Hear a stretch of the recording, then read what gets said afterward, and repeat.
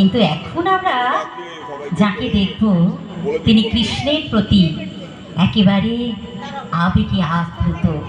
তিনি মীরা, মীরার আরাধনা, মীরার বন্দনা, মীরার প্রেম ভক্তি আত্মনিবেদনের সর্বোচ্চ রূপ, যেখানে মীরা জাগতিক সংসার ত্যাগ করে কৃষ্ণ প্রেমে মগ্ন হয়ে ডুব দিয়েছিলেন। বাঁশির সুরে উথাল পাথাল যমুনা ধারা, শয়নে স্বপনে হলো দিশে হারা, একাকিনী বসে কাঁদেছে মীরা।